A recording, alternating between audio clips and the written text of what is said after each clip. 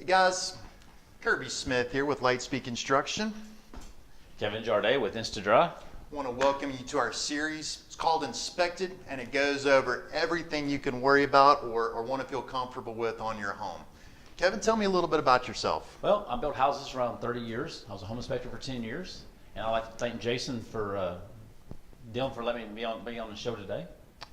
Great. Well, so Jason, thank you for teeing this up for us, and we really appreciate the chance to have you in studio with us here at Litespeed Construction, Kevin. Glad to be here. Glad to be here. So today's topic is going to be covering crawl spaces, moisture in crawl spaces, mold in crawl spaces, crawl space issues. Yeah, there's lots of different issues, lots of different ways that people, inspectors. Most times, inspectors go into the houses. Most cases, people would never go into crawl spaces. That's why when you open the door, there's tons of cobwebs, right? So if they're not going into their crawl spaces, they don't know they have issues. Scary things down there for sure. And then when they go to sell their house, all of a sudden they have contracts fall through because they didn't get an inspector down there to do a pre-inspection. So you work for Insta. Yeah, I know. Insta is, oh cool. Yeah. Well, Insta is going to be, and your company is going to be coming out and doing evaluations on people's crawl spaces. Exactly. With my expertise as far as being a home inspector, I see everything, so I kind of show everything, even stuff I don't do. I tell everybody, hey, you don't have this looked at, this looked at. For instance, I was in Nashville. They had 5 live wires hanging down. 5. They were hot. What is a live wire? Meaning it's the wire that was just brought down in the crawl space and electricity was turned on. That's dangerous, especially if it's touching anything that can catch on fire or whatever. They also had a dryer vent that was disconnected. I fixed that for them too. I fixed all that stuff, and so it's one of those things. When you go in a crawl space, you're looking for everything, not just one thing. So when you have somebody come out to a crawl space to look at it, they should always be taking pictures. Pictures are worth 1,000 words, correct? So if you have pictures taken, they can't be argued. Nobody can argue against a picture. The right pictures are worth 1,000 words. Exactly. So you take it and you go in with a good camera, and the new cell phones are great with pictures. You take pictures of everything that's an issue. So when I go up to talk to the customer, I say, hey, this is what you have. This is why we need to address it, and the ways that we need to address it. There's going to be a series of conversations typically, because most of the time it's not like you call in or get a call in, you're going to have one single issue, and it's going to be you're going to have a series of things you're going to recommend to your customer prospect. Customers, most times customers will call and say, hey, can you give me a price over the phone what's going to take to fix my crawl space? Everything based off square footage, it's based off what you need. If you need a whole trenching around your house, crawl space, or you just need a sump pump put on only. There's just so many factors into this, so you have to have somebody actually come out and look at it. So just like the town of Farragut, they have different codes than Knox County does, or Knoxville City has different than Knox County. So anybody who quotes you codes, just be kind of scary about that, leery about that. The fact is, crawl spaces have issues, and there's certain ways to fix them, and there's certain ways not to fix them.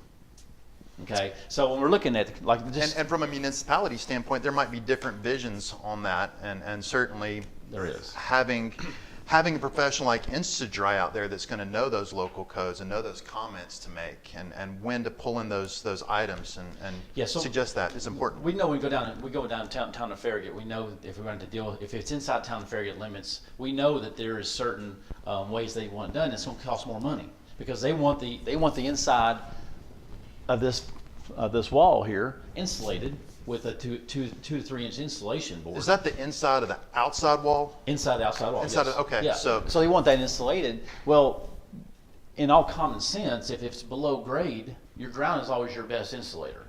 That's absolutely a waste of money. But because town of Farragut knows more than everybody else, you have to do that, right? And city of Knoxville, it's not hard to know much more than me. I promise you that. It's all relative. Another thing we find, if you can go to grading, why do we have water going in our crawl spaces? This is a proper slope on a grade. All right, you have to have. So we're beginning to talk about the outside of a home, and for you guys wondering more about the outside of the home and the environment, we actually do a shoot called the environment of the home, right? Where we're going to be talking about standing water and the grade, but certainly that's a good conversation for you. Can I propose? What I hear is that you want 6 inches of fall over the first 10 feet around the perimeter of a home. Does that sound about right? Are there different versions of that math? Well, it's right. It's just not reality in a lot of cases on houses that are older houses. You may only have 10 feet between 2 houses, okay? Especially in condos and stuff like that. The biggest thing is, where's the water sitting? How do you know if your water's sitting? It's easy. All you do is go outside and look, even if it's dry, and see if there's any moss growing on the ground. If you see moss growing on the ground, that's where water sits too long. If you're in a crawl space and you're in the corner of your crawl space and you see water going in a teardrop, like this in your crawl space. Water where? You're talking about standing on water? The block, on the block. Okay, so evidence on the actual inside of the block of the foundation. Yes. Okay. And you see it come down like this, you have a gutter issue. Okay. If you have the whole wall has water spots Which all is over probably going to mean like a downspout type issue Exactly. more than a gutter issue, Yeah, right? I'm sorry, Downspout of the gutter issue? Yes, Yeah, okay. they're not draining the water away So from the the house. downspout might actually be draining down to the, like a corner of the home, going into a storm drain, but the storm drain may have failed, possibly. It doesn't hit the storm drain, which we see all the time. We work with roofing gutters. Exactly. Okay. You need to get that water away from the house, just like your slope is 10 feet. You need to try to do that as well with the water under your downspouts. So if you have a foundation, same situation, just your block foundation in crawl space or basement, doesn't matter which one it is, but all the walls wet, right? That's water that's coming most likely from a grade issue. So the grade would be moving, say, this way, for example, the wall's here, and you'd see the inside of that wall be wet. Right.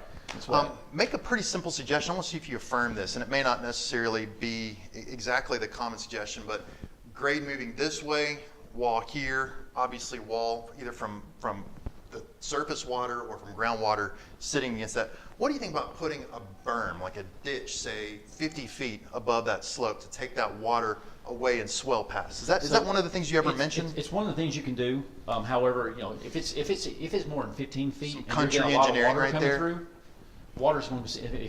The whole point is if you have grading around your whole house, front, sides, it doesn't matter what it is. You can have a level grade on your side of your house instead of that wall soaking wet.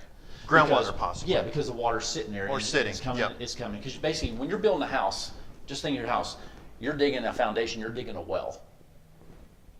Okay, so it's going to be the lowest. The where the footer is going to be 2 to 3 Never heard feet it lower. described that way? So you're saying that, like, whenever you dig down, you're actually digging a place for water to sink to. Ultimately, yeah. a well, and hey, sometimes you see water come up from underneath the earth as well. Does that sound I right? just call it hydrostatic pressure until an engineer told me I was wrong. It actually called groundwater, but yeah, the groundwater, the ground gets saturated, the water has no place to go, it just goes up. So when you go in a crawl space and you see a water line on your block, all right, you'll see several lines. You'll see a real light line, which is the highest one. Then you'll see one that's consistently brown, and you see one that's really dark. That's where when it rains, that's consistently how high water gets. The top line, the lightest one, is when you've had a week of rain. All right, but that is your evidence of the groundwater coming through, the hydrostatic pressure, and that's when you need to put a sump pump in. There's nothing you can do with anything else that's going to fix that situation except for a sump pump, maybe trenching around. It just depends where that water is on the crawl space.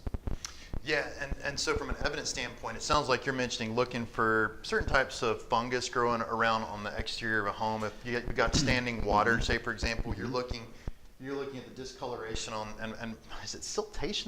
Not siltation, it's crystallization on the inside of the walls as well. Or just plain wet. If it's wet. So and that just depends on. So what most companies want to do, they want to say encapsulation. That's where we make the most of our bulk of our money. That and the mold remediation part of it.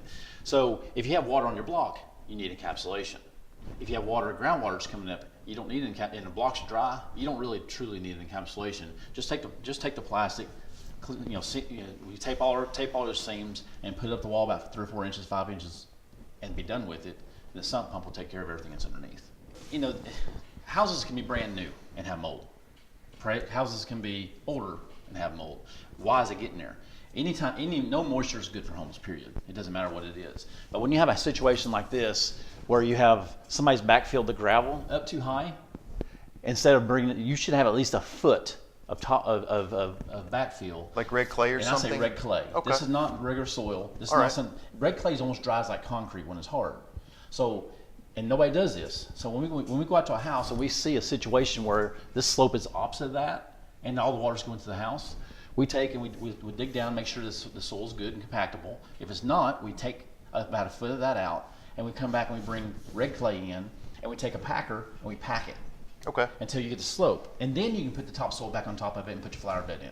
Jason had a funny mention when I was speaking with him about folks putting mulch up next to their house and hoping that if they built the mulch maybe at a slope like this away from a home, it was going to be able to perform basically the same service. Yeah, yeah. No, Not- that's just a sponge. It's just soaking it in. It just covers the water up. Country engineering go wrong, huh? Well, it's just people don't think on that. And so you're talking about the country engineering. Is what can people do to help themselves out? Just make sure the slope is the water's drained away from the yard. If you have a tractor, you have some tiller, whatever, you have some, just kind of make sure that you're not holding that water. And if it is holding water, you can put a trench in yourself with a basin that catches the water.